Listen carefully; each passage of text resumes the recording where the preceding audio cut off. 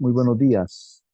En nombre de la Universidad de San Carlos de Guatemala, del Departamento de Letras y del Instituto de Estudios de la Literatura Nacional, le damos la bienvenida a estas quintas jornadas académicas de literatura centroamericana que se realizarán en Guatemala del 14 al 19 de octubre del presente año.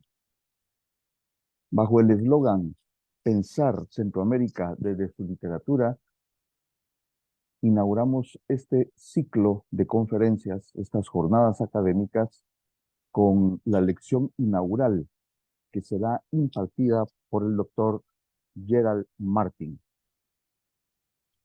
La conferencia inaugural se titula Reflexiones sobre la vida y obra de Miguel Ángel Asturias y consejos sobre algunas falacias críticas e históricas.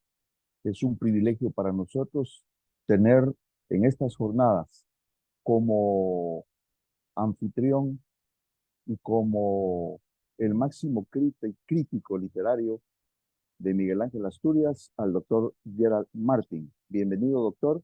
Leeré en primer lugar su hoja de vida. Gerald Martin, escritor, profesor, crítico literario y traductor británico, Londres, 1944. Se doctoró en la Universidad de Edimburgo, Escocia, en 1970. Tesis sobre Miguel Ángel Asturias. Residió en Bolivia de 1965 a 1966 y en México de 1968 a 1969. Ha visitado todos los países de América Latina.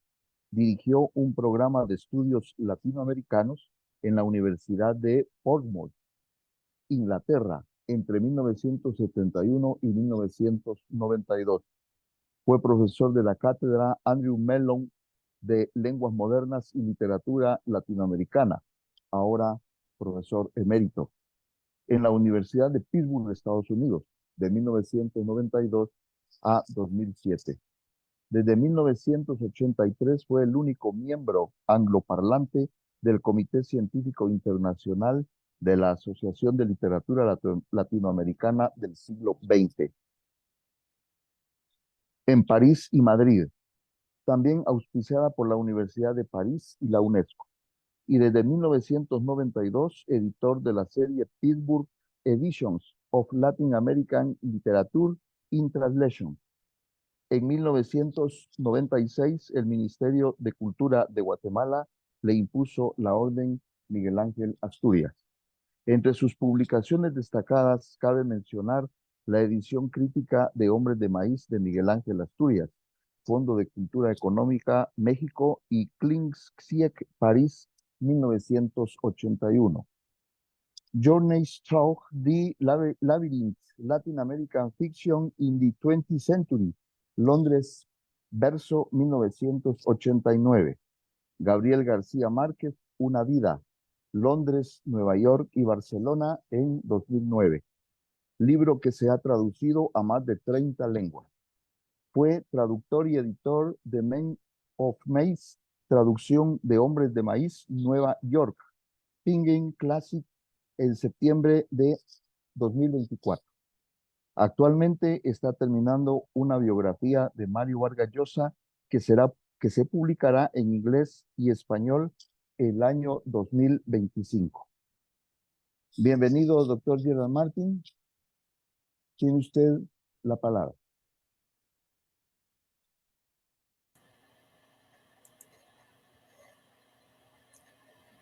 ¿Está bien? ¿Estamos listos?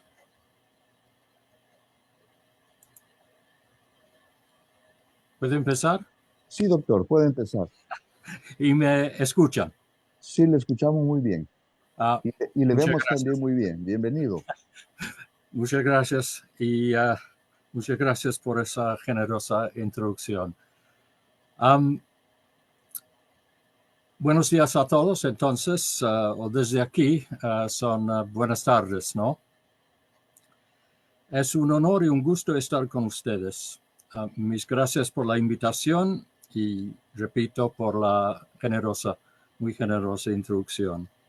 Disculpen este espectáculo, este biombo. Reconozco que es muy feo, pero mucho menos feo que las montañas de libros y archivos que están detrás de mí y detrás del biombo. Quisiera decir que la penúltima vez que vine a Guatemala acompañé a los profesores Amos Segale y Giuseppe Bellini, ambos italianos, muy importantes en la historia del exilio de Miguel Ángel Asturias y de la exaltación de su nombre y reputación. Los honro aquí ahora y los extraño. Ojalá estuvieran aquí con nosotros. Para mí es muy grato participar en la celebración del año de Miguel Ángel Asturias y sobre todo hablando con miembros de la Universidad de San Carlos, donde el mismo Asturias, como todos ustedes saben mejor que yo, estudió. Sucede que también, de una manera muy modesta, es el año del viejo asturianista Gerald Martin. Hace un mes en Nueva York, como Milton acaba de decir, se publicó en los famosos Penguin Classics, los clásicos Penguin de libros universales, mi traducción de Hombres de Maíz, Men of Maize. Aquí está. Hice la traducción en 1972 y se publicó en Boston en 1975. Pero esta es la primera vez que sale en una edición popular de bolsillo en el mundo de habla inglesa. Apareció con un prólogo de Héctor Tovar, el escritor guatemalteco norteamericano, ganador de un premio Pulitzer en 1992, autor de varias novelas muy admiradas, un gran periodista. Y esa edición, esa traducción también de 40 páginas de notas y otras secciones, un glosario, etcétera, preparadas por mí. Voy a repetir algunas ideas y palabras que expuse durante mi visita reciente a Guatemala, pero también voy a decir algunas cosas nuevas. Algunas de ellas muy hiperbólicas me van a tener que perdonar, pero aquí tienen un hincha, un fan, un gran admirador de Miguel Ángel Asturias. Como todos ustedes saben, ya que por eso estamos aquí, Asturias nació hace 125 años y murió hace 50 años. Hombres de Maíz se publicó hace 75 años. Yo vine por primera vez a Guatemala en 1969 a los 25 años y acabo de cumplir 80 años. Como ven, para mí también es un pequeño annus mirabilis, un año milagroso con muchos números redondos. Les ruego tengan paciencia mientras explique mi vida de asturianista como contexto a lo que va a seguir. Seré breve. Es una cosa muy curiosa tratándose de un inglés, pero mi vida y obra es totalmente inseparable de la vida y obra de Miguel Ángel Asturias, el novelista y poeta nacional de Guatemala. En 1964, en la Universidad de Bristol, Inglaterra, la ciudad donde empieza el viaje literario de la Isla del Tesoro de Stevenson, libro muy importante en cuestiones de viajes, invasiones, piratas, etcétera, de mi país. Yo estudiaba letras hispánicas y latinoamericanas. América Latina me había interesado y atraído desde siempre, quién sabe por qué, pero no sabía qué iba a hacer en la vida. Acababa de leer el Ulises de James Joyce, que me pareció enseguida la novela más importante del siglo, y sigo creyendo que tuve razón. Y comencé la lectura, una tarde lluviosa típicamente inglesa, de otro libro, una novela latinoamericana, con un título llamativo que se intuía quizás irónico, El señor presidente. Autor, Miguel Ángel Asturias, guatemalteco. Es todo lo que sabía. No había leído ni una sola palabra sobre ese texto. En la primera página, es más, en las primeras líneas, y no estoy mintiendo, pensé, este es mi mundo, este es mi libro, este es mi escritor. Fue como un relámpago, algo totalmente inexplicable, casi fatal, como si fuera predestinado. Durante las semanas siguientes, tras terminar el libro, decidí que iba a ser crítico literario y que mi campo de estudio iba a ser la novela latinoamericana, y específicamente que mi caso de estudio iba a ser la obra de Miguel Ángel Asturias.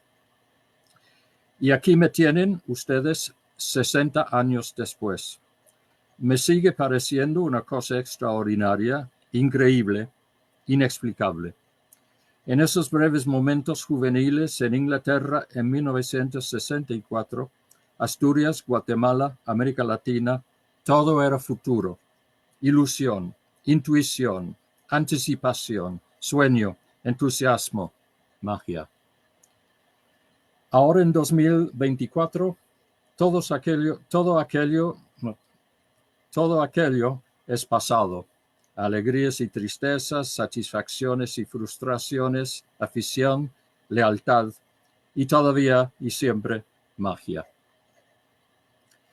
Y ahora, hablando directamente a los jóvenes que me pueden estar escuchando, aquí va una recomendación. En su viaje por la vida no hay mejor compañero, se lo prometo, que Miguel Ángel Asturias. Hice mi doctorado sobre Asturias y sus principales novelas. Conocí al hombre Miguel Ángel Asturias en 1967, antes de que ganó el premio Nobel, y me convertí en su guía por Londres, mi ciudad natal, un privilegio inolvidable. Visité Guatemala en 1969 y me hospedé en la casa de su hermano, Marc Antonio. Ya para entonces había decidido que Hombres de Maíz era mi libro favorito y le pedí permiso a Asturias para hacer la traducción al inglés. Después, cuando se llevaron a cabo ediciones críticas de las principales obras de Asturias, él me eligió para Hombres de Maíz y yo logré convencer a Mario Vargas Llosa que se encargara del prólogo. Parte de la idea de esa serie fue que los editores de cada obra se reunieron con Asturias en París para discutir su trabajo con él en persona. Yo fui a París en mayo de 1974 para verlo y se suponía que él vendría desde Madrid, donde estaba de visita, para conversar conmigo. Pero se enfermó y me enviaron un mensaje. Don Miguel Ángel no puede venir por ahora, pero tú puedes pasar la semana en su apartamento investigando sus archivos. Así que yo dormí en su apartamento, cerca del Arco del Triunfo, y leí todo lo que podía, pensando en él los 24 horas de cada día, y fueron 7 días, mientras su enfermedad se agravaba. Nunca más volvió vivo a París, y yo, muy angustiado, pero al mismo tiempo muy privilegiado, regresé a Londres después de una de las experiencias más alucinantes y tristes de mi vida. Y hace 3 meses, tantos años después, estuve en Guatemala y tuve el privilegio de conocer a Miguel Ángel Asturias Amado, su hijo menor, y a Sandino Asturias, su nieto.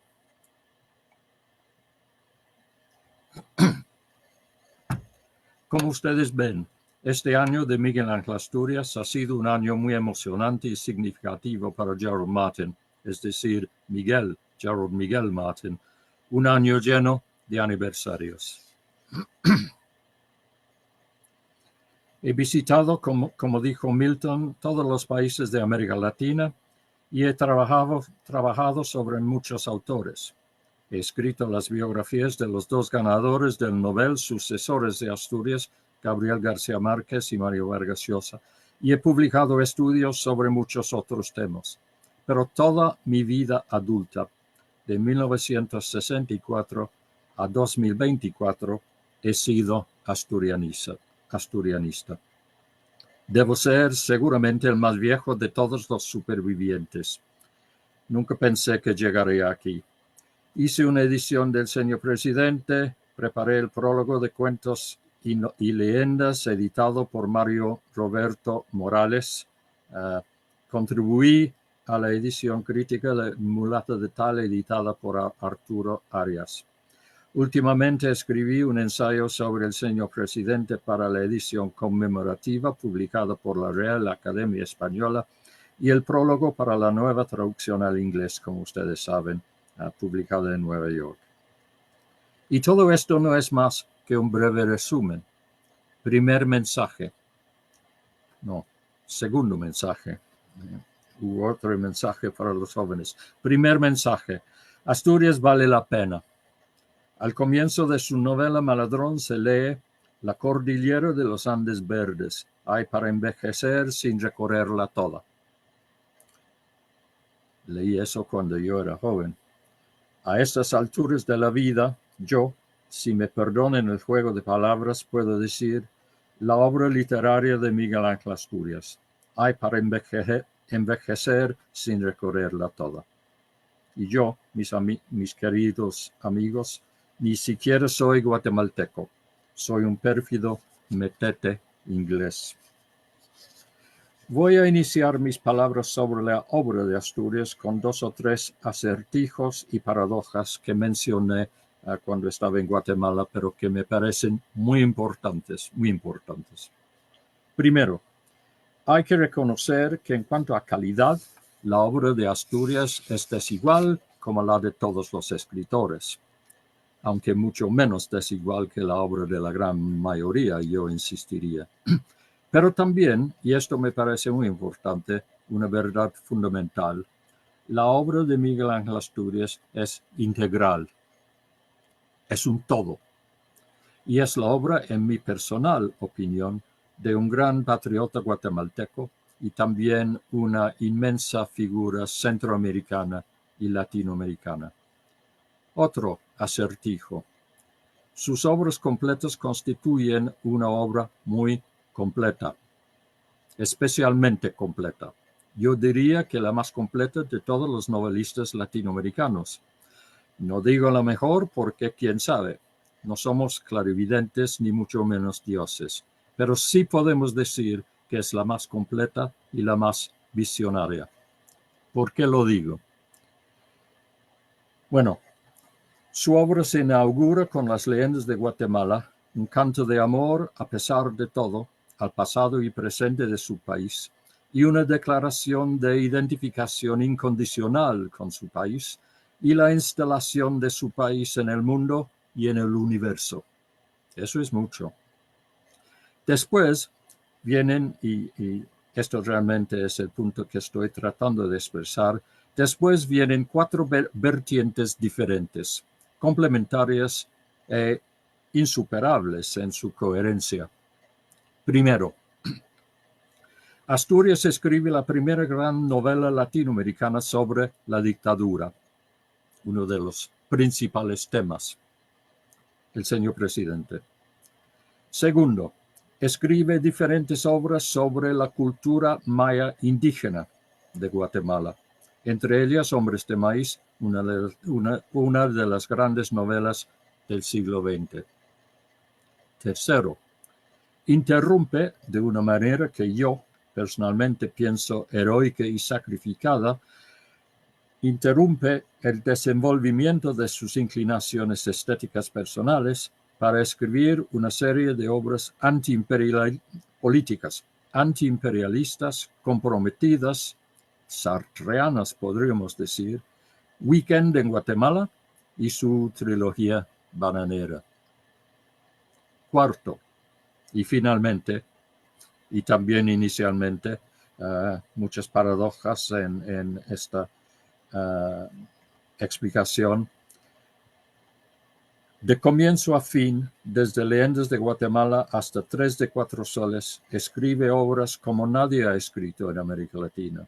Obras cósmicas, poéticas, filosóficas, casi de ciencia ficción, empezando con las leyendas, también 3 de 4 soles, también Clarivigilia primaveral y varias otras. Diría, parece broma, pero no lo es, no hemos comenzado apenas a estudiar a Miguel Ángel Asturias. El famoso boom lo enterró y las próximas generaciones tendrán que desenterrarlo y dar vida nueva a su obra. Eso no pasará si los mismos guatemaltecos no lo recuperan totalmente, si no recuperan su obra, si no lo asimilan, para utilizar una palabra clave de Leopoldo Sea, el filósofo mexicano, si no asimilan su obra y su significado. Yo creo que esto es realmente muy importante para Guatemala como nación.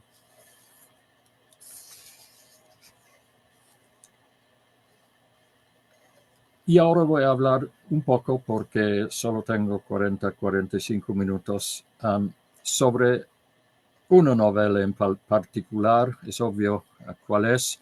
El mayor legado de Asturias a la humanidad, en mi opinión, es decir, Hombres de Maíz. Asturias era un hombre muy intelectual, pero no era un intelectual. Después de su juventud no le gustaba hablar mucho de grandes temas, no le gustaba mucho, lo hacía porque no había otra, pero no le gustaba mucho comentar sobre sus libros, explicarse, escribir sobre los grandes temas de la humanidad, etc. Pero Asturias es un escritor a veces muy difícil. Guatemala es un país muy profundo, muy complicado, y algunas obras suyas son difíciles de descifrar y comprender. En términos generales, Hombres de Maíz ha sido una novela un poco minoritaria, poco leída, pero hay excepciones importantes. En el curso de un viaje marítimo, un personaje de Julio Cortázar, en su novela Los Premios, se acuesta en su camarote a leer Hombres de Maíz por la razón muy sencilla de que le gusta mucho. Y Cortázar vuelve varias veces a la novela en su propia novela. Mario Vargas Llosa, quien escribió un prólogo a la edición crítica de la novela en 1981, la llamó el más moderno y el más literario de todos los libros que Asturias escribió por, y cito, su mezcla de razón y sin razón, de locura y de lógica, de mito y de historia, de vigilia y de sueño, de habla culta, habla popular y habla fabricada. En mi opinión, puede que me equivoque, Hombres de Maíz es la novela más ambiciosa jamás escrita sobre el país misterioso, fascinante y a veces trágico que después de la invasión y conquista española del siglo XVI se nombró Guatemala, tierra de muchos árboles. Asturias ganó el Premio Nobel en 1967, el año en que yo lo conocí en Londres, pero sigue menos conocido que la generación de los escritores del llamado boom que llegaron al éxito en esa misma década, la de los 60. 100 años de soledad se publicó precisamente en el año en que Asturias gana el Premio Nobel. Eso fue mala suerte para Asturias.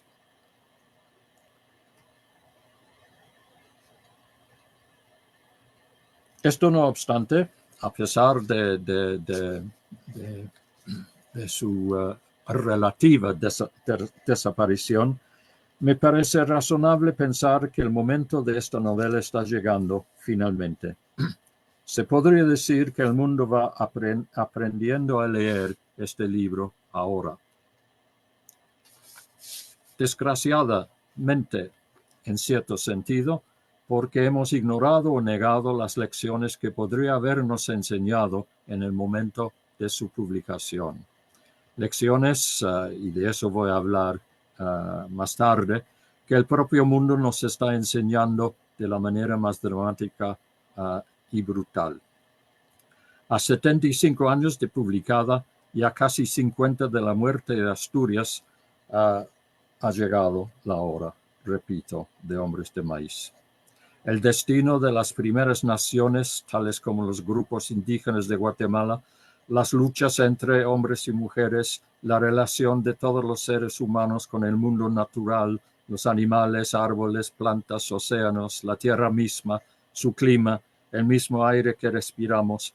Todas estas son cuestiones que antes se daban más o menos por sentadas, pero ahora se han convertido en las prioridades más urgentes de la agenda política mundial. A pesar de encontrarnos rodeados de incrédulos, cada vez cuestionamos más qué es lo que significan en realidad palabras como progreso, desarrollo y crecimiento. ¿Cuál es el propósito de la vida misma y cuáles opciones nos quedan?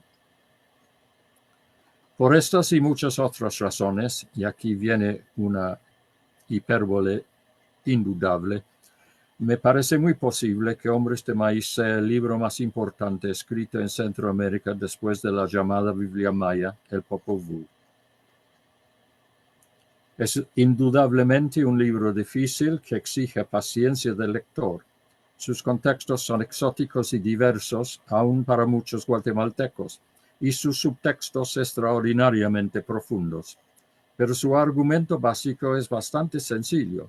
A pesar de que una historia rigurosamente local sobre indígenas guatemaltecos, considerados desde hace siglos atrás entre los seres humanos más humildes y despreciados, carga sobre sus hombros el universo entero. Aunque Asturias publicó Hombres de Maíz en 1949, empezó a escribirla un cuarto de siglo antes, a mediados de los años 20. Imagínense, ese joven en París con ese logro. Entre 1925 y 1933 aparecieron fragmentos en periódicos y revistas de Francia y Latinoamérica. Hizo buena parte del trabajo mediante lo que el gran Lévi-Strauss llamó, en el pensamiento salvaje, bricolage. El proceso tanto lingüístico como cultural de fraguar algo mientras se avanza, pero no cualquier cosa, sino solo a partir de lo que se encuentra a mano y que parece ofrecerse mientras uno se encuentra en la tarea. Es lo que hacen los albañiles, los trabajadores, los campesinos. El genio de Asturias está en que no solo escribió una novela echando mano de ese proceso a lo largo de 30 años, sino que en la forma de su novela mostró cómo las culturas hacen exactamente lo mismo cuando entretejen sus mitos, leyendas, cuentos y sistemas de creencia. Asturias llevó a cabo ese complejo proceso en un periodo bastante difícil para él, cuando tuvo que regresar de su larga y triunfante estadía en Europa a una Guatemala que padecía una dictadura. De 1933 a 45, Asturias encontró consuelo en un redescubrimiento fecundo de las realidades complejas y duras de su pequeño país. Me habría gustado examinar la estructura de la novela, la organización y relación de sus 6 partes y 19 capítulos, y la interrelación de sus temas. Pero me di cuenta de que no habría tiempo y tampoco importa.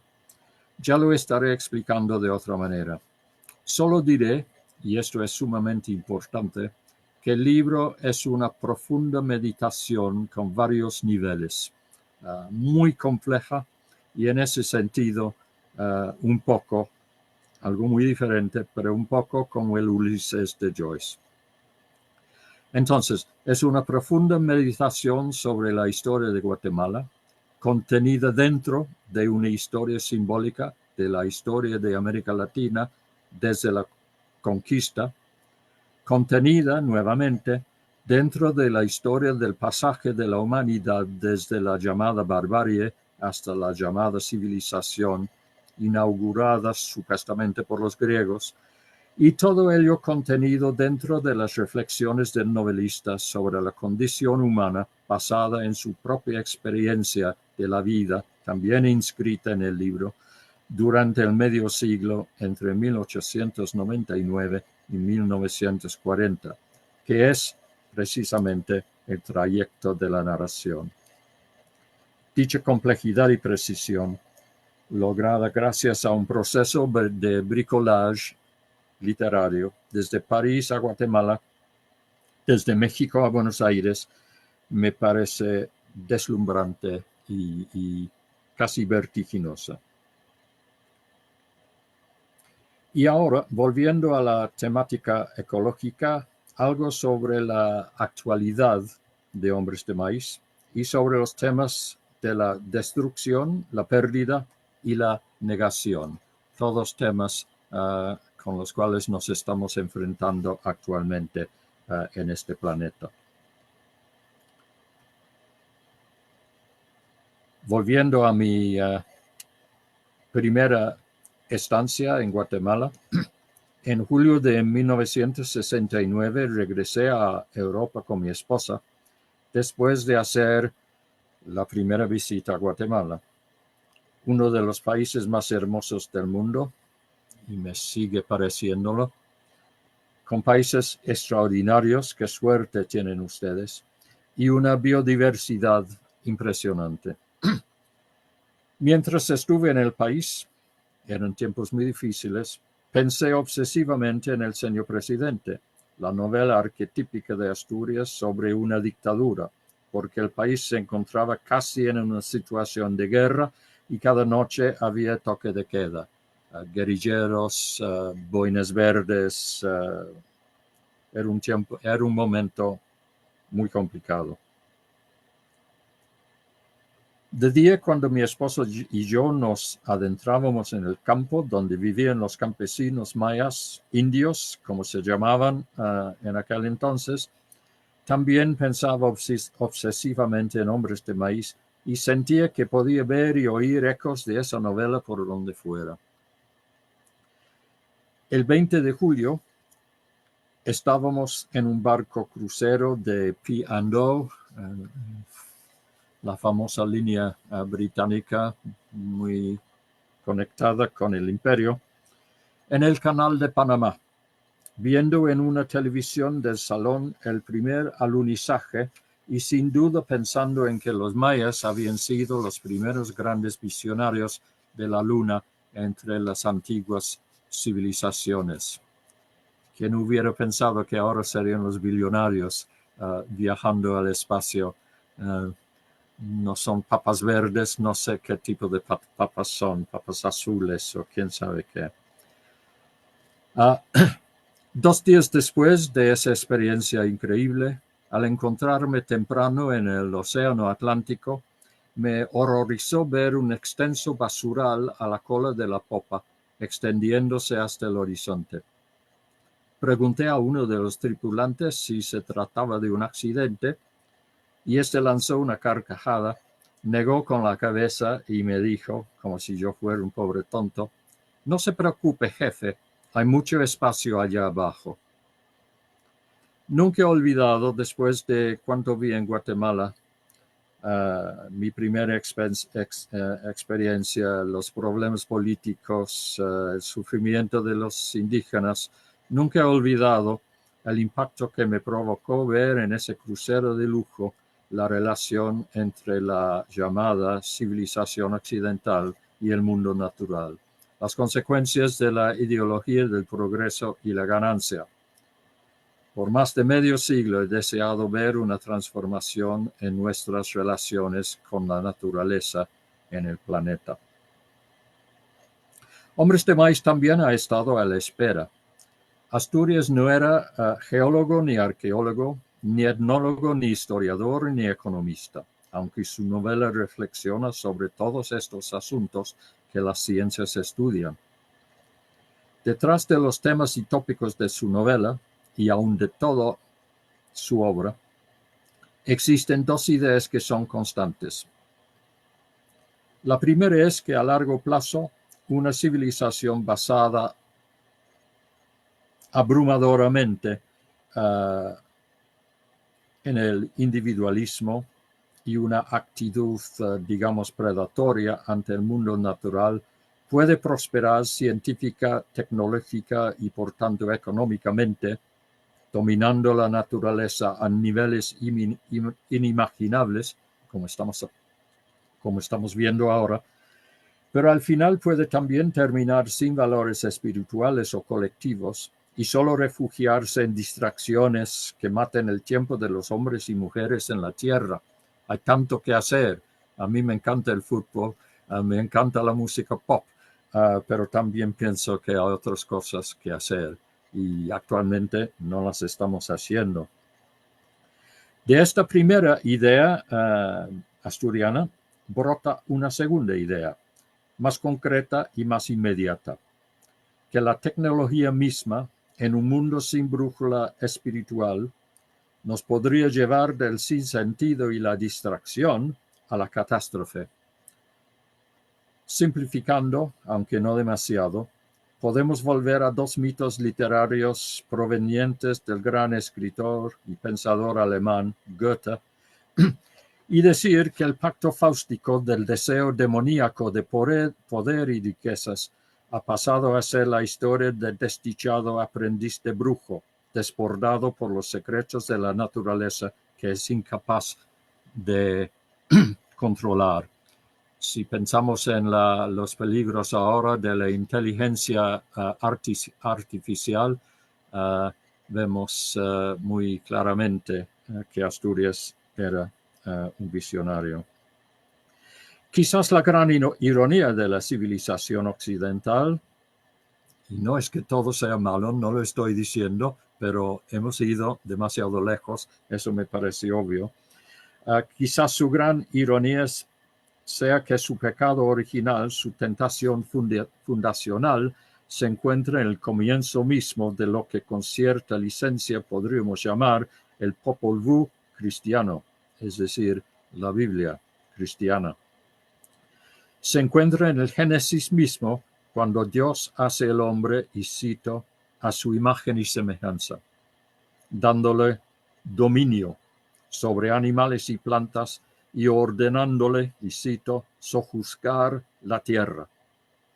Siglos después, Descartes, el filósofo occidental por antonomasia, afirmaría que la mente es distinta de la materia, que los animales son meras máquinas y que el hombre es distinto de la naturaleza.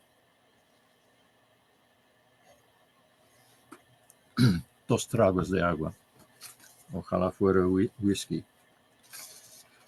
4 siglos después de Descartes y 2 siglos después de Goethe, los grandes poderes de nuestro planeta tan racional son capaces de destruirlo con solo apretar un botón, e incluso si eso no ocurre, nuestro desarrollo tecnológico, al parecer imparable, ha echado a andar un mecanismo que en unas décadas puede hacer la vida en la Tierra inhabitable para los seres humanos. Esperemos que no. Soy un hombre con 5 nietos. Este pronóstico parece bastante lejano de una novela sobre indios guatemaltecos publicada en los años 40 a comienzo de la Guerra Fría, pero en realidad no lo es.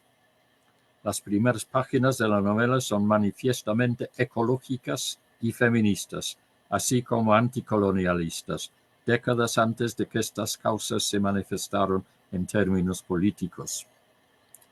Esas páginas son también una meditación sobre los sucesivos sistemas de comunicación, su creciente sofisticación y su paradójica degradación. El personaje de la última parte, como todos ustedes saben, es un correo indígena que no tiene ninguna relación con los mensajes que lleva desde San Miguel Acatán a la ciudad de Guatemala. Todo eso también está en Hombres de Maíz, 50 años antes de la existencia del Internet.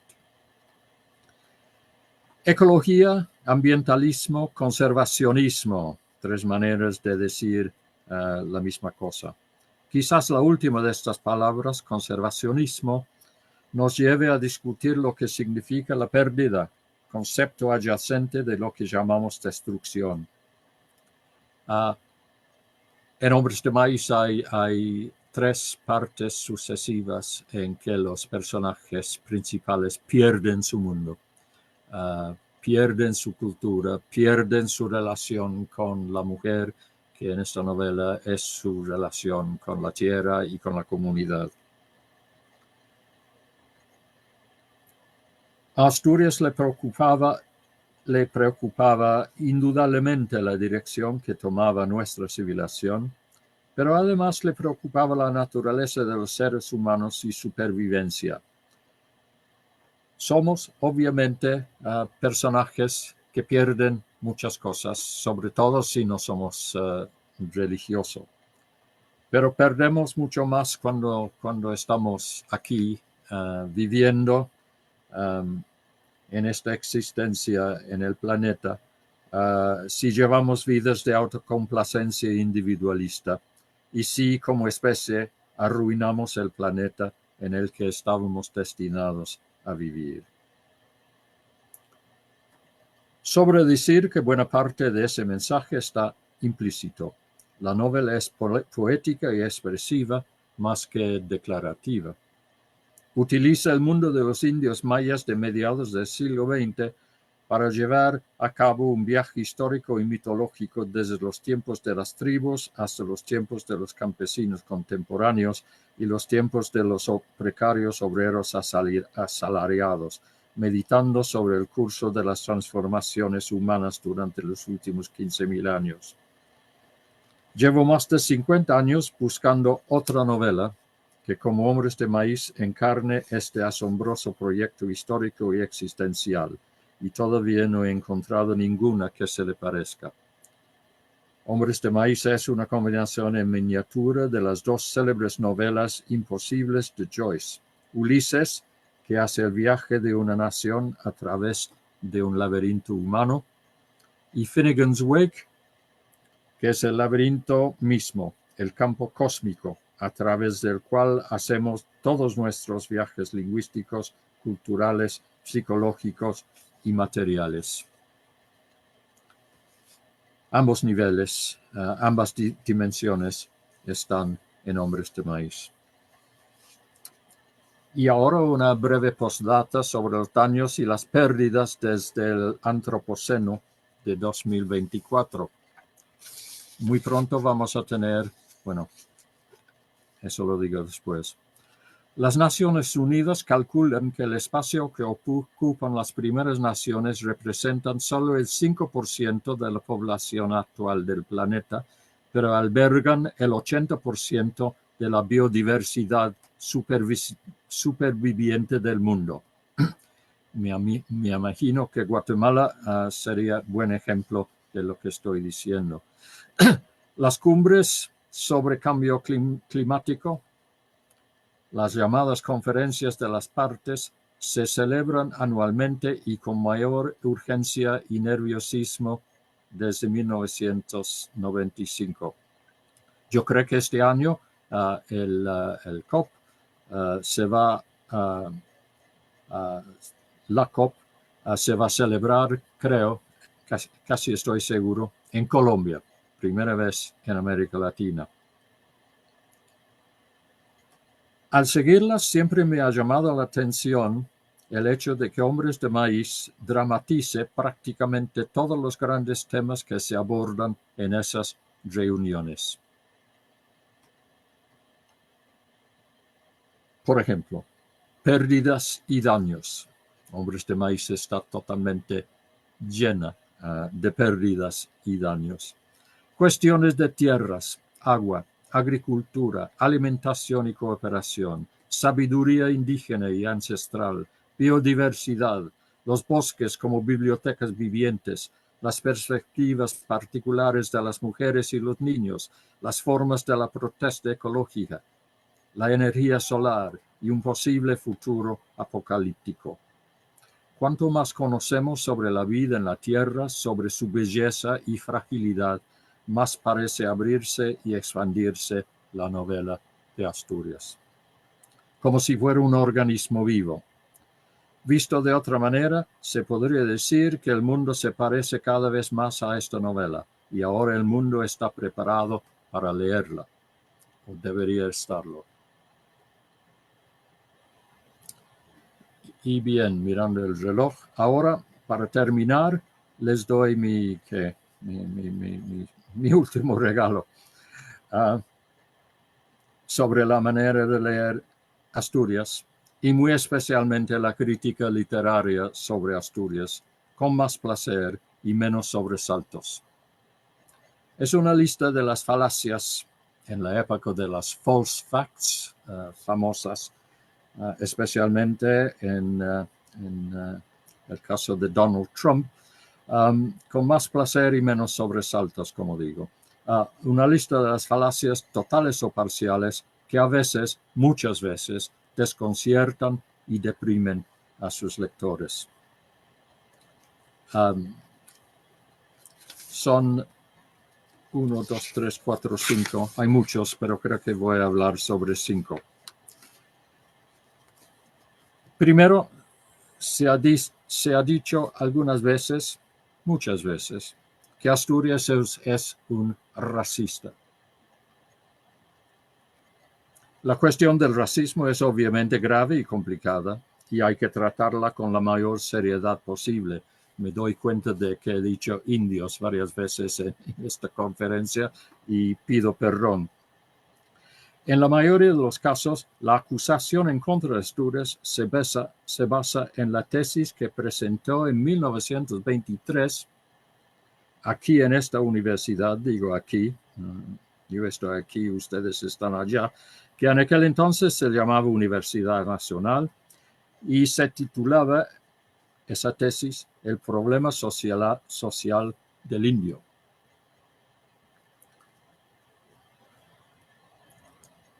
Es un documento indudablemente racista, a pesar de que comunica también mucha empatía hacia los indígenas y declara que la culpa de su condición actual es responsabilidad de los colonizadores españoles. Pero estamos hablando de 1923. Yo vi hace 4 semanas otra cosa que mencionó que Asturias escribió una tesis racista en 1923. Suponer que un escritor maduro y sofisticado, autor de muchas obras dedicadas casi exclusivamente a la población indígena de su país, tiene, digamos en 1949, las mismas ideas que tenía en 1923, es una postura crítica aberrante y, en la mayoría de los casos, inmoral. No debería ser necesario mencionar, pero 60 años escuchando las mismas afirmaciones me han enseñado que sí es necesario mencionar, que en 1923 casi todo el mundo occidental, sin hablar de otras regiones del planeta, tenía una visión racial de la humanidad. Y en mi propio país, por ejemplo, muchos libros de texto daban por sentada la superioridad innata de la raza blanca. Y en Guatemala la casi totalidad de la población ladina daba por sentada la inferioridad racial de los indígenas del país y con juicios mucho más brutales que los de Asturias. Casi siempre en el caso de las acusaciones en contra de Asturias se trata de mala fe. Asturias dejó de ser racista por muchas razones escasos meses después, desde sus primeros meses en Inglaterra y Francia a partir de 1924. Algunos críticos dicen que sigue siendo racista en las leyendas de Guatemala, pero se basan en planteamientos parciales y equivocados. Es decir, no comprenden el proyecto original, único, de la obra de Asturias. Asturias es un escritor a la vez guatemalteco y universal. Sus personajes indígenas, para tomar un ejemplo, representan no solamente los 22 grupos indígenas actuales y sus antepasados, sino todos los indígenas del mundo entero. Anacrónico. Se ha dicho varias veces, muchas veces, que Asturias es un escritor anacrónico. Esa fue la justificación en 1967 de Emil Rodríguez Monecal para declarar que Asturias no debió ganar el Premio Nobel de Literatura. Esa fue mi primera polémica, peleando con Rodríguez Monegal. Muchos le hicieron eco porque les convenía. Lo dijo en realidad para endiosar a los novelistas del boom, a quienes yo siempre he admirado, he escrito mucho sobre ellos. Pero son anacrónicos los clásicos. ¿Es anacrónico Homero? En todo caso, Rodríguez Monegal no tenía la menor idea de si Asturias era anacrónico o no, porque no había estudiado Hombres de Maíz y no tenía la menor idea de su alcance. Asturias, como dije en otro texto, escribió la primera página del boom. Sin Asturias, la boom habría sido una cosa totalmente diferente. Fue acompañado también por Borges, pero esa es otra historia. Hay mucho más que decir, pero no hay tiempo. Un traidor político. Esto se dice sobre todo en Guatemala, pero no solamente en Guatemala. También entre los escritores del boom, no todos ellos héroes todo el tiempo, se susurraba la misma cosa. Se dice que Asturias, el escritor más visible de la historia de Guatemala, traicionó a los guatemaltecos, quedándose en su país entre 1933 y 1944, en la época de Ubico, en vez de exiliarse o morir peleando. Después que traicionó a la Revolución de 1944, cuando no salió a las calles a pelear en los primeros días, traicionó a la democracia liberal cuando, como rojo que fue, lo pongo entre comillas, se opuso al golpe de Castillo Armas y al imperialismo norteamericano en 1954 y pasó ya para siempre al exilio. Después traicionó a los rojos, entre comillas, sus compañeros en 1966, cuando aceptó ser embajador en París del gobierno de Méndez Montenegro, el que aceptó ser candidato después de la muerte de su hermano. Después traicionó a los demócratas cuando aceptó el premio Lenin y traicionó a los rojos cuando aceptó el premio Nobel. A lo mejor será que Asturias fue un escritor universal. Ignorante. Cada vez que voy a Guatemala, algunos antropólogos, algunos enemigos de Asturias, algunos incluso amigos de Asturias dicen de buena fe, pero casi siempre de mala fe, que Asturias fue un ignorante, que realmente no conoció realmente los lugares y los compatriotas indígenas contemporáneos del país. Solo tengo tiempo para decir 4 palabras. Lean Hombres de Maíz. Visiten los Cuchumatanes y el Quiché. Después relean Hombres de Maíz. Lean y piensen. Hombres de Maíz es una demostración, no es solo sueño, no solo es poesía. Hombres de Maíz está basado en 1000 lecturas, miles de lecturas y muchos viajes y vivencias. Veo que me queda muy poco tiempo. Hay otra falacia que se llama apropiación cultural. Esto es muy importante, pero no tengo, lo voy a resumir. La apropiación cultural, como probablemente saben, es cuando un escritor, por ejemplo, cualquier artista, se aprovecha de la cultura de otra etnia, de otra nación. Incluso los hombres apropian la cultura de las mujeres para escribir sus libros, para ganar su dinero. Esto se entronca con el argumento de que realmente en la época del feminismo los hombres básicamente no deberían escribir novelas con mujeres protagonistas y viceversa. Soy muy sensible a estos argumentos, pero al mismo tiempo la novela es uno de los medios más importantes que han inventado los seres humanos para comunicarse con los otros. Y si nosotros no podemos adentrarnos en las sensibilidades, en las mentes, en los cerebros, en los sentimientos de otras personas, entonces vamos a seguir ignorándonos, odiándonos, peleando, etcétera. Entonces no puedo, es un tema muy complicado, muy sensible, y soy muy sensible a sus argumentos, pero Asturias no fue culpable de apropiación cultural, fue otra cosa. Y es muy difícil que cualquier indígena de Guatemala represente a todas las etnias con sus 22 lenguas. Eso también es un argumento muy complicado, que también peligroso para cualquier persona y sobre todo para un inglés. Entonces no voy a ir más allá. Y mi última falacia, hay muchas más, pero estas son las más importantes, es lo que la Iglesia Católica podría llamar una falacia por omisión, relacionada con mi también querido Gabriel García Márquez. García Márquez no fue el pionero del realismo mágico, la muy célebre, controvertida, pero indispensable marca literaria latinoamericana.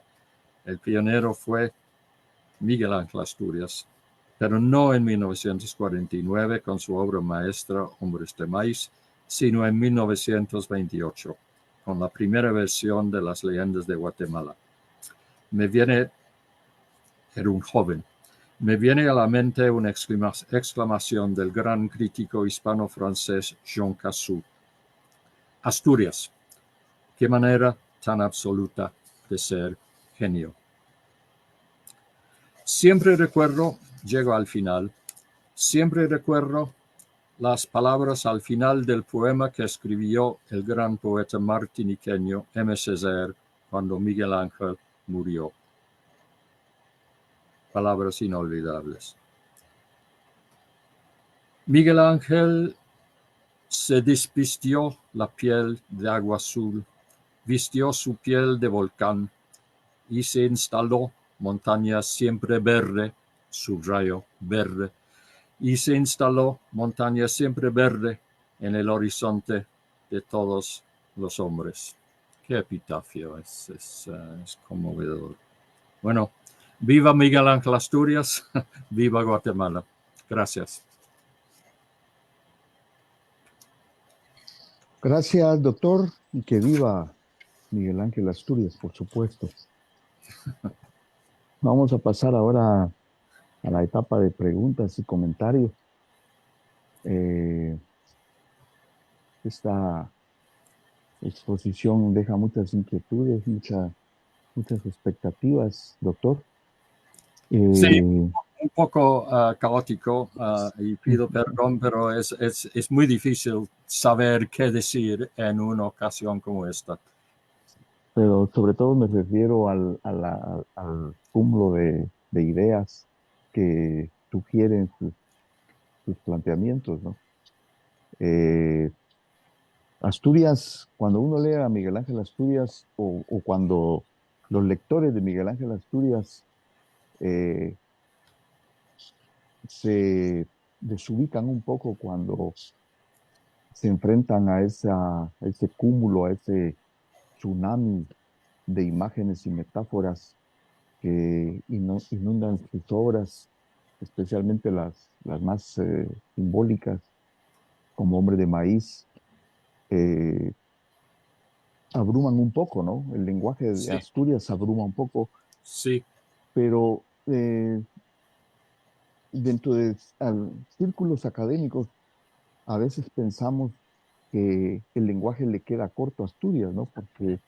Porque el concepto, el mismo esquema narrativo o el formato de la narrativa a veces es como un corsé para el gran lengua que es Miguel Ángel Asturias, ¿no?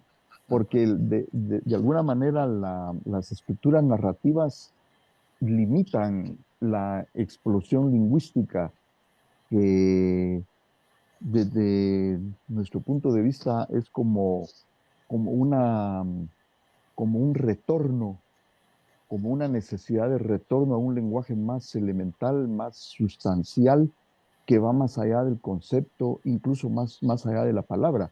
Por eso la gitanjáfora, ¿no? Y el aglutinamiento lingüístico. Podríamos decir en ese sentido que Miguel Ángel Asturias es un, un escritor fundacional, y por fundacional un escritor que mira hacia atrás, que nos propone un proyecto de retorno para ir a la sustancia y ubicar, como usted bien lo decía al principio de la conferencia, ubicar a una cultura dentro del universo, dentro del mundo. Es Miguel Ángel Asturias un poeta del retorno, el retorno a la metáfora, a un lenguaje más sustancial. ¿Qué pregunta? Muy buena pregunta. Tú has mencionado, tú si me permites, tú has Sí, claro. mencionado el concepto de tsunami. Hay tanto que decir. Asturias es, siendo guatemalteco, un poeta de huracanes y de volcanes y de explosiones y de terremotos y todas las cosas que no pasan por ahora en este país, donde todo es mucho más suave, mucho más fácil, mucho más templado. Es decir, es un escritor de un paisaje no solamente físico, sino mental, bastante explosivo. Y cuando dices tsunami, tu descripción, sin embargo, de Asturias, el Asturias lingüístico, me dio la impresión del Big Bang, ¿no? Yo creo que Asturias, eso sí, es una especie de Big Bang, no solamente guatemalteco, sino latinoamericano. Cuando llegó a París, cuando estudió fue primero al Museo Británico y después pasó todo su tiempo en Inglaterra en el Museo Británico porque no le gustaba el resto del país, se entiende. Y fue a París en lo que ahora es el Museo del Hombre a sus clases con Renaud. Entonces vivió bajo una especie de lluvia de conceptos, de ideas, perspectivas totalmente diferentes sobre Guatemala, sobre su pasado, sobre los mayas. Al mismo tiempo estudió otras culturas, estudió antropología, estudió brujería, estudió folclore católico, muchas cosas. Y después tuvo que escribir. Entonces, hay escritores como por ejemplo, Juan Rulfo. Hay escritores, por ejemplo, como el novelista brasileño Graciliano Ramos, que escriben precisamente novelas aparentemente sencillas, con lenguaje más sintonizado, digamos, con lo que parece ser la vida de sus personajes indígenas. Pero Asturias está haciendo otra cosa.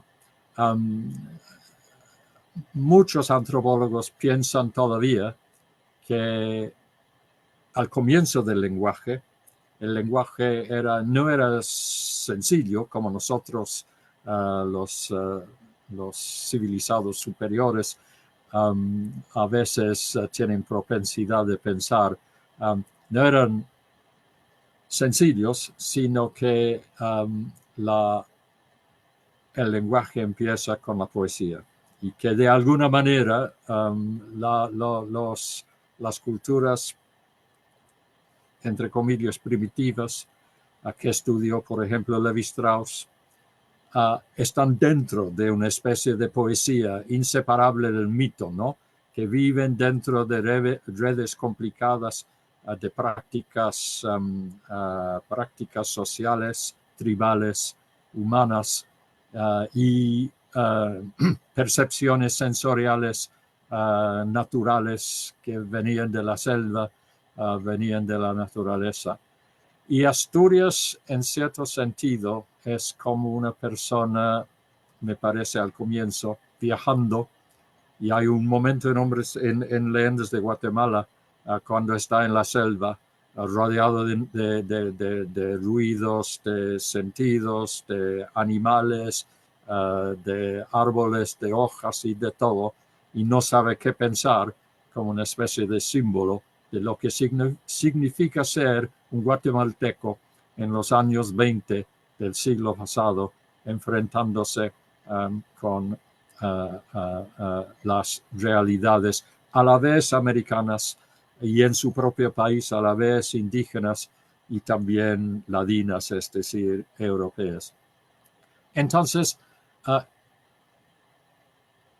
el problema con Asturias es que en cierto sentido todo parece sencillo y en otro sentido Asturias nos enfrenta con las complicaciones reales, materiales, sensoriales y al mismo tiempo abstractas de la vida. Todo a la vez. Incluso el señor presidente no se ha dicho suficientemente, y voy a detenerme ahora, en el señor presidente. Pocas personas han notado que es probablemente la primera novela seria latinoamericana, es decir, novela sobre algo, no novela sobre la vanguardia, sino una novela vanguardista sobre la vida, sobre la dictadura, sobre una sociedad. En esa novela hay expresionismo, todos dicen surrealismo, sí, surrealismo, expresionismo, creacionismo, muchas cosas diferentes. Es una novela teatral, es una novela dramática, hay, como tú dices, gitanjáforas, hay onomatopeya, Asturias siempre está haciendo mil cosas, nos está rodeando. Yo recuerdo que el gran crítico argentino Iber Verdugo, que escribió un libro muy importante sobre Asturias, un poco, ¿cuál sería la palabra? Un poco excéntrico, pero Asturias nos induce a excentricidades. Pero dijo una cosa que siempre me impresionó, que fue cualquier personaje de Asturias, incluso los personajes menores, viven en su momento materialmente de una manera muy intensa y al mismo tiempo están viviendo en la eternidad una experiencia cósmica, esas dos cosas a la vez. Asturias estaba, me parece, buscando esa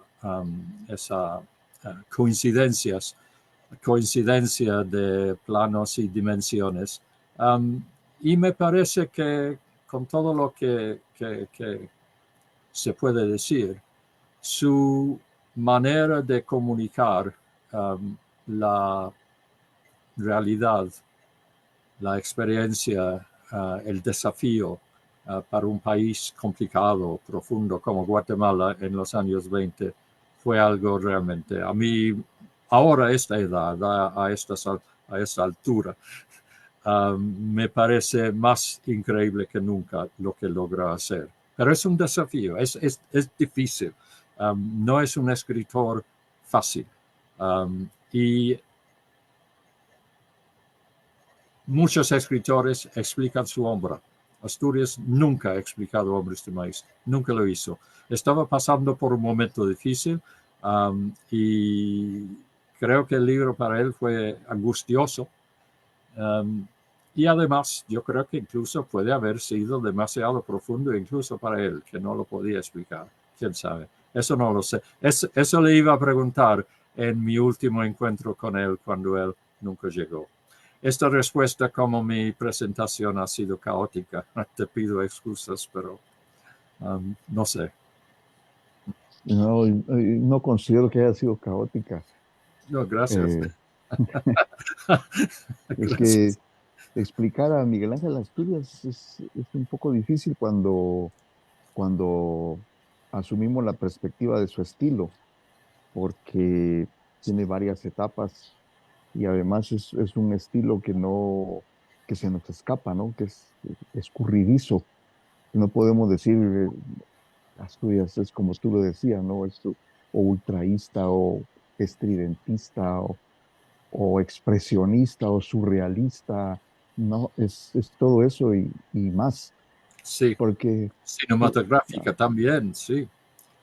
sí, y creemos que Miguel Ángel Asturias se puede entender también como un proyecto, no solo estético, sino antropológico, porque su obra tiene una característica. Yo creo que estamos pasando por un momento de un Asturias incomprendido, pero creo que dependiendo la época, las circunstancias o las coyunturas, Asturias ilumina o se apaga, ilumina o se apaga. Entonces es un escritor que dependiendo de la coyuntura, dependiendo del momento, de la sensibilidad del momento, puede iluminar, pero puede también pasar desapercibido. En ese sentido entendemos a Miguel Ángel Asturias como un proyecto que siempre está en marcha al compás de los tiempos, porque su obra además es muy rítmica, ¿no? No solo en el sentido Muy lingüístico, sino rítmica, sí, en, en el sentido del sentido que sí, nos proporciona. sí, sí, sí. Yo utilizo en Hombres de Maíz algunos pasajes que yo creo que salen en estas notas, salen las de la edición crítica más larga, pero de todos modos, la concepción estroboscópica, ¿cómo se dice en español? Estroboscópica, um, Esto, es decir, y hay muchos pasajes, y eso, como tú dices, es un ejemplo de algo mucho más amplio en Asturias, como sus obras, porque tiene obras para todos los momentos, pero cada obra tiene su tiempo, su espacio, su relevancia especial. Um, no es culpa, siempre se habla de Guatemala como si Guatemala fue una entidad humana, cuando es una entidad llena de seres humanos, es otra cosa. Pero um, la, los problemas críticos con Asturias no son problemas de Guatemala, son problemas que vienen de los problemas que la pobre Guatemala ha tenido. Y lo mismo para él. Guatemala es un país que ha tenido muchos chiascuros. Es un país que ha sufrido mucho, que ha tenido dictadores, que ha tenido imperialismos, mil cosas diferentes. Y Asturias es un escritor que controvertido, complicado, no es rojo, no es lo contrario, es un hombre para muchas situaciones y muchos climas diferentes, y eso hay que comprenderlo. Pero en ese sentido, creo que Guatemala tiene suerte, porque ya que los países pequeños, con perdón, soy realmente irlandés, entonces tengo derecho a hablar de los países pequeños. Um, los países pequeños en general no tienen muchos escritores y muchos de ellos no tienen un escritor de las dimensiones de Asturias. Guatemala ha tenido muchos novelistas y poetas extraordinarios y los tiene todavía, pero tener un escritor de la talla de Asturias es una suerte. Es un gran escritor, no solo guatemalteco, sino latinoamericano, sino también tercermundista y también universal.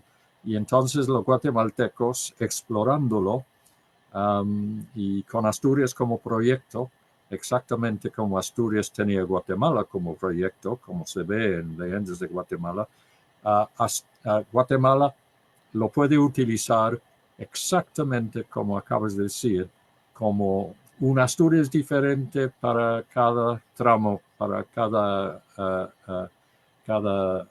destino histórico que tiene enfrente. Entonces, a mí me conmueve mucho cuando me di cuenta que este año iba a ser el año de Miguel Ángel Asturias. No es necesario endiosarlo, no es necesario pensar que los grandes escritores son genios diferentes de nosotros, pero es un gran escritor y como traté de decir en cuanto a las dimensiones de su obra y las vertientes diferentes, es un escritor, como tú acabas de decir, para todas las estaciones, ¿no? Sí. Además, cuando nos acercamos a la obra asturiana, mm, la sentimos, ¿no? Su obra la sentimos como una masa, sobre todo lingüística y musical, matemática, inclusive, en búsqueda de formas nuevas. Es como una masa que busca formas y en esa masa que busca formas está, creo yo, su, uno de sus aportes fundamentales porque estéticamente hablando o lingüísticamente hablando, es una potencia que no acaba de hacerse, Sí, sí. ¿verdad? Y nunca lo había pensado, siempre había pensado muchas veces que Asturias es uno de los escritores más materialistas. No estoy pensando en el materialismo histórico, pero más materialistas, que sus obras son casi materiales, que las palabras casi son cosas, pero tú me has dado la idea y creo que es una idea muy productiva y no solamente ingeniosa, de preparar el maíz, por ejemplo, de cambiarlo, de producir diferente, como el escultor. Asturias es un gran escultor de la palabra. Um, pero es pintor, es escritor, es escultor, tú acabas de decir de alguna manera músico. En ese sentido, es un escritor multivalente. Esto que estamos diciendo no se podría decir de García Márquez, gran escritor, a quien admiro y quiero mucho. No se podría decir lo mismo, no sería verdad. No sería verdad de Borges, que es también otro, entre comillas, genio, obvio, pero Carlos Fuentes, Vargas Llosa, no se podría decir. Asturias no son multivalentes de la manera que es multivalente Asturias. Y es por eso que a pesar de las enormes diferencias y distancias entre ellos, yo siempre pienso que de alguna manera James Joyce es un paralelo que no es obvio, pero que podría ser muy importante y que es otra persona que viene de un país pequeño, rodeado de mares, verde, y que ha tenido una historia muy complicada, y sin embargo fértil. Asturias es un gran escritor, creo que una de las palabras que estamos buscando es fértil, es un escritor muy fértil. Mm. Para ustedes, para ustedes. Hay otro aspecto que creo que vale la pena destacar. Cuando se lee, por ejemplo, a García Márquez, a Vargas Llosa, que hay menos poesía que comparado con Miguel Ángel Asturias, no hay menos poesía. Pero la obra asturiana tiene una capacidad que es muy elemental, muy sustancial, que es la capacidad de excitación. Cuando lees, por ejemplo, la introducción del señor presidente o Clarifilia Primaveral, por decir algo, por mencionar dos ejemplos, eso es excitante, pero Sí, no excita el pensamiento lógico, que lo excita mucho la narrativa, es una excitación más fundamental, más elemental, más interna, que te obliga a seguir leyendo sin entender. Solo la pura excitación melódica eh, sí, de la imagen. es casi como también, es casi como estar a veces bailando, es casi como esos ritmos, um,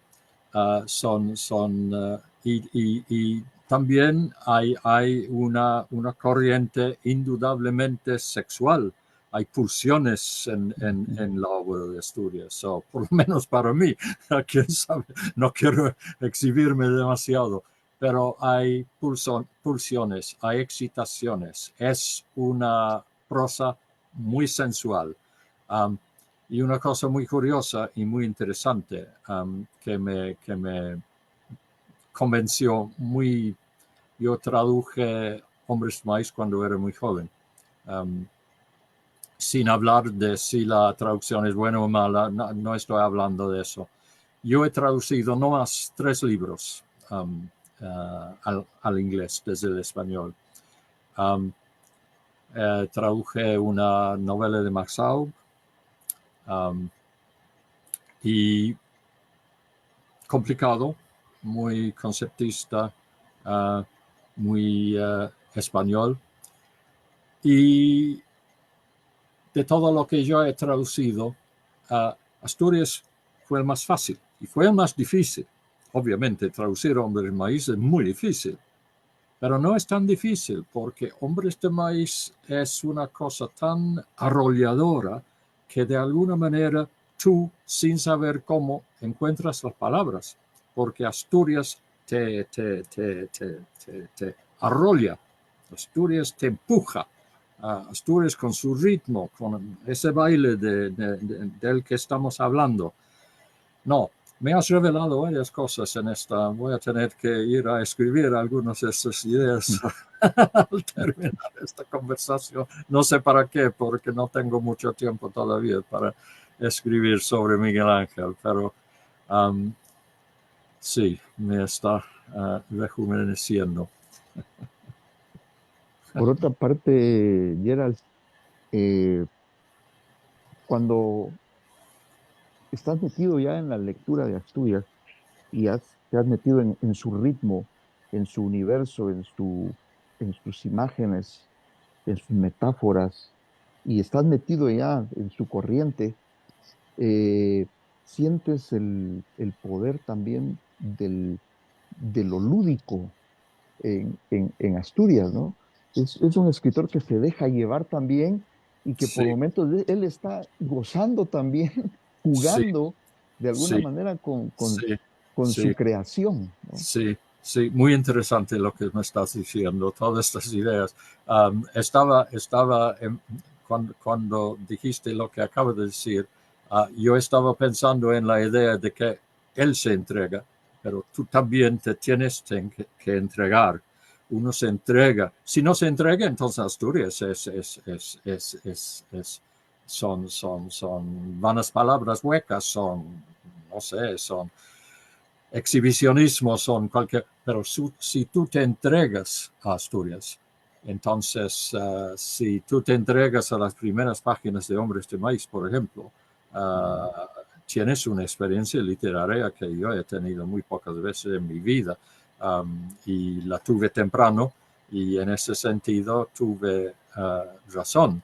Habiendo empezado tan joven con Asturias, entonces es mi medidor, ¿no? Yo utilizo Asturias para buscar a cualquier otro escritor y ver si me da los mismos gustos, el mismo goce.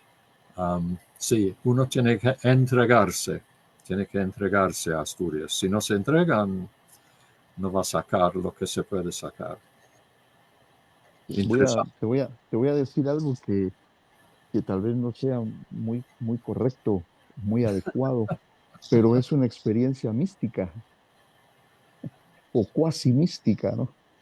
Cuasi mística, es cuasi mística, y yo no soy una persona religiosa y espero, no sé exactamente qué es ser un ser espiritual a estas alturas en este mundo, pero siempre he pensado que era una persona espiritual, creo que lo soy, pero tienes razón, mística, porque en la mística uno se tiene que entregar y uno en la obra de Asturias se tiene que entregar a su visión del mundo, pero su visión del mundo es un medio para entregarse también a la naturaleza, a los árboles, a lo que puede estar detrás de esas cosas.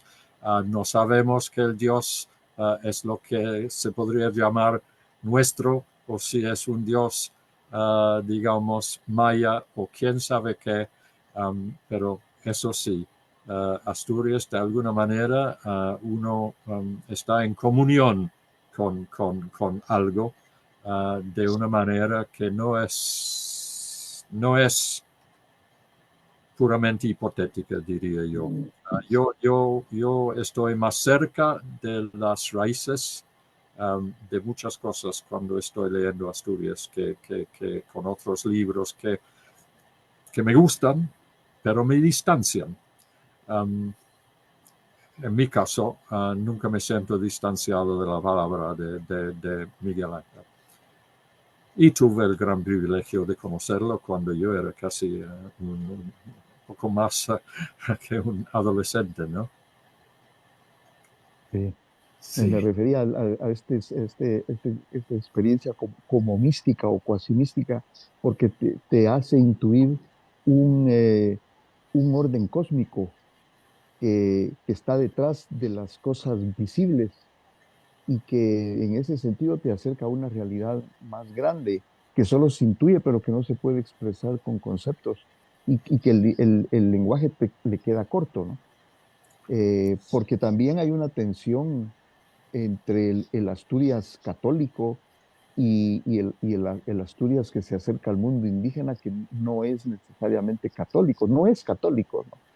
no, Entonces ahí también hay una tensión entre la formación espiritual católica de Asturias y el enfrentamiento a un mundo en donde el catolicismo ha sido foco o motivo de opresión, ¿verdad? exactamente. Y eso sin tratar de abolir la existencia del catolicismo en Guatemala, tampoco logró o quiso abolirlo en su propio ser, ¿no? En su propia persona. Asturias es una persona que rechazó las cosas obviamente malas del mundo, rechazó el colonialismo, rechazó la explotación de los hombres por otros hombres, de las mujeres por los hombres, etc. Tenía diferentes simpatías, pero es por eso que ha sido agredido tanto por los izquierdistas como por los derechistas, ¿no? Asturias trató en ese sentido, a pesar de que digo, siempre estaba en contra de la injusticia todavía, Asturias también no era exclusivista, trataba de abarcar todas las dimensiones de la realidad y de la experiencia humana. Eso creo que a veces se puede malinterpretar, pero es algo que yo siempre he admirado en su obra. Um, sí, Y de escapar de la realidad material de nuestro país es algo muy difícil, porque el racismo todo lo llevamos aquí. sí, Incluso dentro de la visión del indígena hay racismo hacia afuera, sí, porque vivimos el racismo desde que estamos casi en el útero materno, ¿no? Hemos mamado el racismo durante sí, siglos. sí. Es Primero, difícil escapar. primero porque ahora sabemos que los niños son menos racistas que ven la otra edad, pero no es lo mismo que odiarlo. Pero me sorprendió cuando fui a China en el 75 y hay un racismo tremendo. Hubo, quién sabe, no he regresado. En mi propio país ahí, aquí tuvimos manifestaciones y alborotos racistas hace 6 semanas, muy graves, una gran crisis para el país. Los ingleses nacen sintiéndose superiores a todas las demás razas del mundo. Sí, el racismo no es natural en los seres humanos, pero es natural en las sociedades y en las naciones y hay que hacer todo lo posible y creo que en general estamos progresando en el mundo, pero pensar que nos hemos escapado y que yo, por ejemplo, a veces me sorprendo con aversiones que pienso que no tenía, ¿no? Uh, todos somos, todos somos un poco malos en el inconsciente y aun si tratamos de ser buenos en la conciencia, ¿no?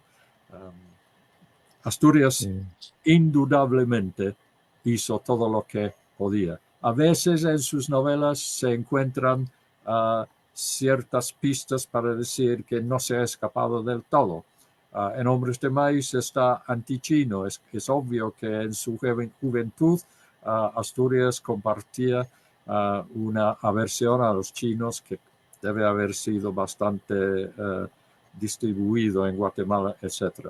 No, todos hacemos lo que podemos, pero es un tema complicado y él nos puede dar lecciones, indudablemente.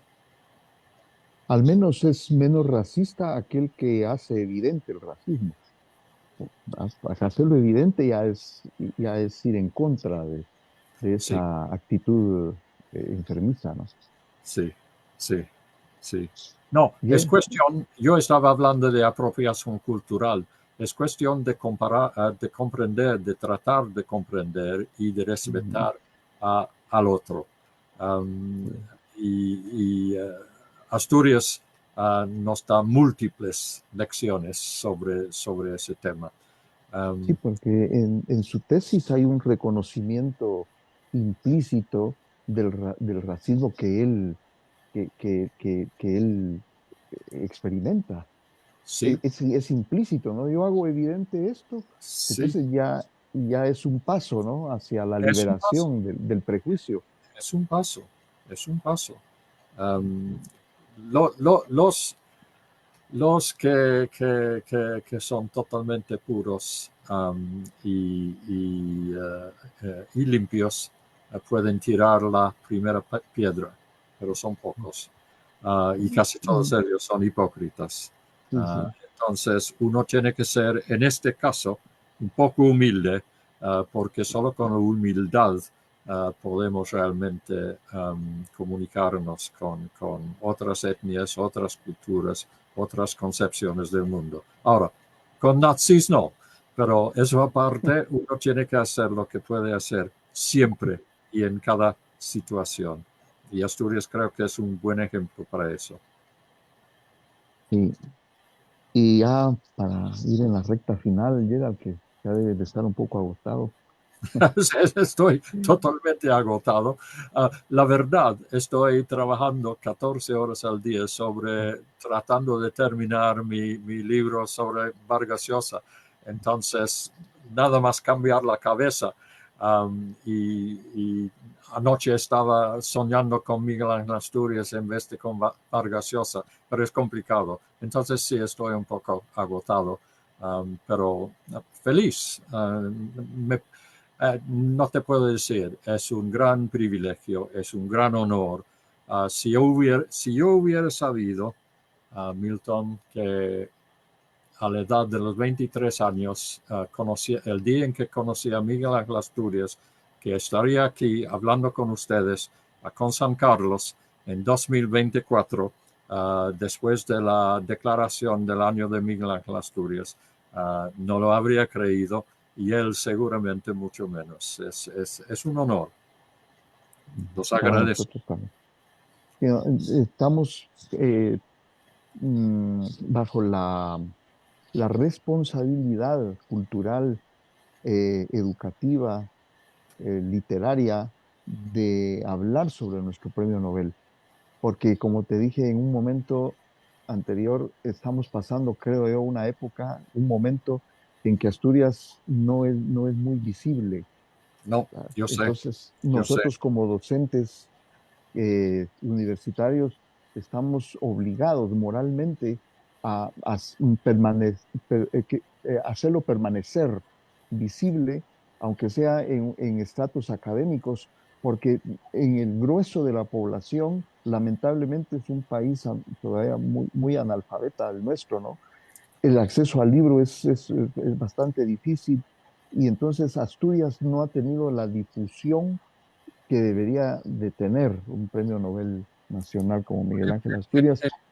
En la época en que ganó el Nobel, Guatemala no estaba para hablar sobre literatura. No. Es decir, Sí, no solamente ha sido invisible, pero muchas veces ha sido de alguna manera prohibido, ha sido excluido, exiliado, etc. Eso no es culpa de Guatemala, entre comillas. Pero cuando yo pienso um, en mi país, sin Shakespeare, sin lo que él ha dado a la cultura, sin la manera en que los ingleses recurren a Shakespeare en momentos complicados para buscar frases, para buscar ideas, y Shakespeare es hace 400 años, no hace un siglo y menos de un siglo, 50 años. Entonces, yo sé, se dice que la literatura ya no es lo que era, que muy pronto las máquinas van a escribir los libros y toda esa cosa. Bueno, los están escribiendo. Pero tener Asturias es tener un repositorio, una especie de no sé, una especie de archivo literario, cultural y moral que el país puede utilizar, y si no lo utiliza finalmente en los años venideros, Guatemala será más pobre. De eso estoy seguro. Puede ser con tal de manejarse abiertamente, democráticamente, con apertura, con responsabilidad y respeto. Con tal de hacer eso, Asturias puede ser un punto de unión y, como estamos diciendo, comunión, creo, en Guatemala. Eso lo creo muy sinceramente. Estoy muy contento con lo que está pasando actualmente. Más contento que en cualquier otro momento de mi vida de asturianista. En ese sentido, soy muy optimista. Sí, pensamos que Asturias es nuestro gran lengua, ¿no? Nuestro poeta fundacional. Sí, Así como Hesiodo, como Virgilio, que coadyuvaron a la cohesión y a la fundación de una cultura. Así Miguel Ángel Asturias es nuestro escritor fundacional, sí. ¿verdad? Y hay que comprender, creo, dicho con modestia, hay que comprender que sí, escribió sobre los indígenas, no era indígena. Ese es un problema, es una complicación. Pero también es una complicación, ya lo dije, que cualquier indígena guatemalteco escriba sobre todos los indígenas guatemaltecos. Eso también es complicado. Y no hay que olvidar que Asturias estaba hablando cuando los indígenas no podían hablar, cuando casi no podían escribir tampoco, y estaba demostrando el paralelismo cultural, humano, ético, que existía entre los indígenas guatemaltecos y los indígenas, porque los hay en todo el planeta, y todos nosotros fuimos indígenas algún día en el pasado, y en cierto sentido todavía lo somos, aunque decimos otra cosa. Um, y entonces hay que, en vez de condenarlo y decir que ya no tiene vigencia, hay que comprender que ese indígena inventado por Asturias, pero todos los personajes literarios son inventados, esos indígenas son a la vez guatemaltecos y universales. Eso creo que es muy importante comprenderlo, para que no haya malentendidos y debates difíciles y violentos y antipáticos que en muchos casos, no digo que no son importantes, son muy importantes, pero a veces hay malentendidos que hacen daño. Yo creo que la de Asturias no fue apropiación, yo creo que su voluntad fue otra, y que siempre escribía sobre los indígenas a partir de leyendas de Guatemala con buena fe. Eso es lo que yo creo, después de haberlo meditado mucho.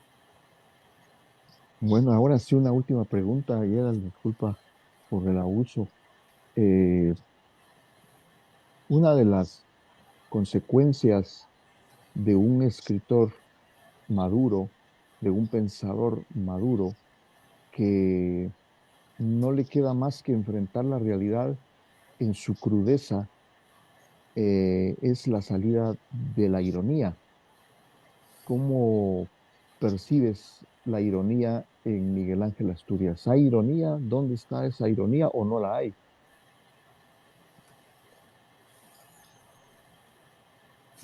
Esa pregunta es enorme. Hay mucha ironía en Asturias. Ahora, sí hay una ironía, digamos, que abarca todo. Hay obviamente mucha ironía quevedesca, era gran admirador de Quevedo, y hay mucha ironía evidentemente en la misma línea de Quevedo. Y hay también una ironía cervantina más, por ejemplo, hay una ironía cervantina muy evidente en Hombres de Maíz en los episodios con los arrieros, que casi todos son ladinos y sin embargo tienen toda la simpatía de Asturias, igual que los personajes más abiertamente, obviamente, indígenas. Entonces hay muchos niveles muy sutiles. Hay una ironía superior en Asturias, porque habiendo estudiado los mayas con los franceses, Asturias tenía un gran respeto para lo que aprendió en Francia, pero al mismo tiempo tenía la ventaja sobre ellos que se creían superiores a los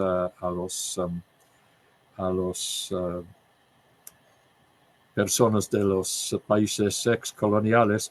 Asturias también tenía su propia ironía. Si tú lees los artículos de los años 20, hay mucha ironía también sobre los franceses, sobre la civilización occidental que cree que ha resuelto todo, cuando Asturias ve muchos problemas en el futuro. La Segunda Guerra Mundial no le sorprendió. Entonces, Asturias es un hombre, si tú lees 3 de 4 soles sobre el cosmos, sobre lo que puede pasar, sobre los diferentes mundos bajo diferentes soles, tú ves que los mayas le enseñaron a Asturias que nada perdura, que las civilizaciones suben y bajan, que las angustias y tragedias de este momento van a pasar y habrá otros, etc. Entonces, eso sí, creo que Asturias tenía una visión que iba mucho más allá de la mayoría de los escritores, gracias sobre todo no solamente a sus viajes a Europa, sino a su adentramiento en la visión de otras culturas, sobre todo los mayas, en otra época de la existencia humana. Entonces, creo que incluso en los aprietos en que nos encontramos ahora, yo creo que Asturias habría sufrió mucho con todo, porque era un hombre muy, muy sensible, obvio, cliché, pero al mismo tiempo sabía distanciarse también de los problemas instantáneos, cotidianos de todos los días, y tenía una visión también, diría, casi griega o budista de lo que significaba la vida sobre la tierra. Entonces, como dijo Verdugo, Asturias veía todas esas cosas, esa distancia, en cierto sentido. A veces uno piensa que está escribiendo desde Marte o desde quién sabe dónde, y al mismo tiempo hay una intensidad en el momento textual que lo vincula a uno con el momento y con la eternidad. Entonces, eso sí, hay una visión irónica que la pregunta me sorprendió, me desconcertó, pero creo que hay una ironía un poco superior, accesible solamente a los sabios.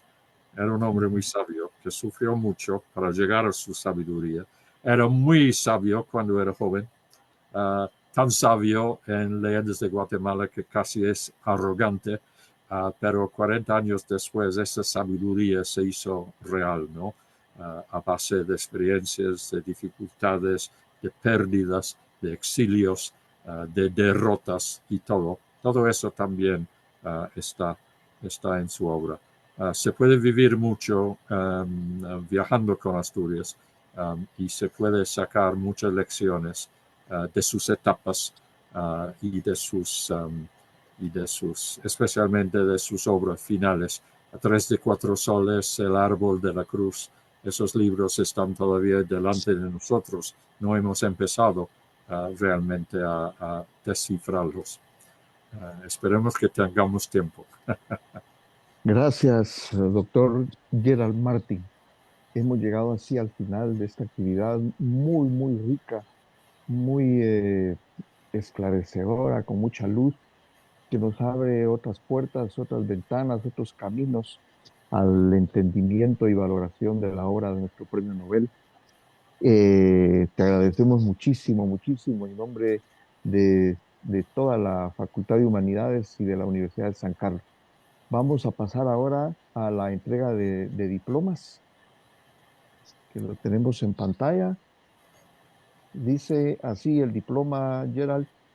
Ah, Universidad de San Carlos de Guatemala, Facultad de Humanidades, Departamento de Letras, otorgan diploma a Dr. Gerald Martin por su excelente participación en la conferencia inaugural Reflexiones sobre la vida y obra de Miguel Ángel Asturias y consejos sobre algunas falacias críticas e históricas dentro del marco de las quintas jornadas académicas de literatura centroamericana dedicadas a los 80 años de la Revolución de Octubre y del legado de sus proyectos literarios y a los 100 años de nacimiento de Claribel Alegría, realizadas en modalidad virtual la semana del 14 al 19 de octubre con una duración de 10 horas. Guatemala, 19 de octubre de 2024.